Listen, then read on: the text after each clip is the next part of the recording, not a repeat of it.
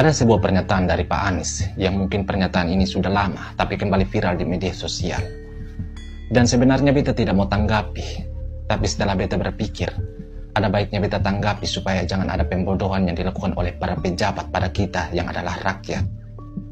Jadi sebelum beta lanjut, ada baiknya kita simak pernyataan dari Pak Anies Baswedan. Dalam kita berbangsa ada 3 komponen. 1 adalah kerja, karya. Di atasnya ada namanya kata-kata. Di atas kata-kata ada gagasan. Hari-hari ini Bapak sekalian yang dianggap penting hanya kerja, hanya karya. Kata-kata dianggap nggak penting, kata-kata tidak perhatikan, gagasan tidak dipikirkan. Apa yang terjadi? Maka kita seperti berjalan tanpa memegang kompas, tanpa memegang arah. Kenapa? Karena gagasan tak muncul, kata-kata tak hadir. Tapi kalau mengutip kata-kata Rendra, perjuangan karya adalah pelaksanaan dari kata-kata. Dan semua kitab suci isinya kata-kata. Untuk Pak Anies Baswedan, beta pemuda yang tidak berpendidikan dari NTT, beta mau sampaikan pada Anda agar jangan samakan kata-kata yang ada dalam kitab suci dengan kata-kata yang Anda miliki. Kata-kata dalam kitab suci itu adalah firman Tuhan, bukan kata-kata omong kosong seperti yang Anda sampaikan. Kalau Anda tidak bisa bekerja, ya sampaikan dengan jujur pada masyarakat. Jangan malah membawa-bawa agama untuk menutupi kepentingan politik Anda. Lucunya lagi, Anda mengatakan bahwa hari-hari ini yang dianggap penting hanya karya dan kerja. Padahal kata-kata juga penting.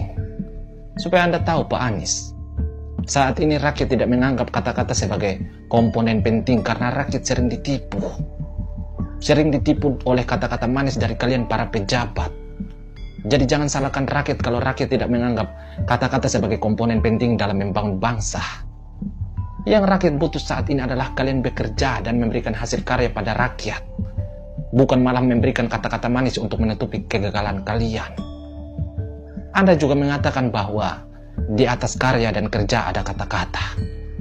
Dan di atas kata-kata ada gagasan. Anda jangan membodohi rakyat, bos. Supaya Anda tahu, gagasan dan kata-kata itu muncul karena adanya motivasi dari sebuah karya. Kalau tidak ada motivasi atau dorongan dari sebuah karya, maka gagasan dan kata-kata itu tidak akan pernah ada. Beta ambil contoh. Karya pembangunan yang ada saat ini di Indonesia muncul dari gagasan dan kata-kata. Tapi ingat, kalau tidak ada motivasi dari karya untuk menjadi negara maju dan mensejahterakan rakyat, maka Pak Jokowi dan jajarannya tidak akan mungkin bekerja seperti sekarang. Mungkin beliau hanya duduk di istana dan berkata-kata seperti Anda. Mungkin juga berbagai pembangunan yang ada saat ini akan mangkrak. Tapi Pak Jokowi tidak seperti Anda. Beliau punya motivasi besar. Beliau didorong oleh karya besar untuk menjadikan Indonesia sebagai negara maju dan mensejahterakan rakyat. Makanya Pak Jokowi sering keliling Indonesia untuk membangun berbagai pembangunan yang ada saat ini. Jadi Anda jangan membodohi rakyat untuk lebih mengutamakan kata-kata daripada kerja.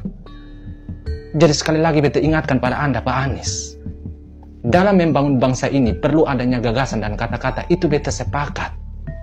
Tapi ingat, motivasi munculnya gagasan dan kata-kata adalah karya yang tercipta karena adanya kerja. Kalau tidak ada kerja atau tindakan, maka gagasan dan kata-kata itu ibarat mimpi manis yang terasa pahit. Itu sama saja dengan Anda bermimpi menjadi seorang presiden, tapi di tahap bakal calon saja Anda sudah gagal.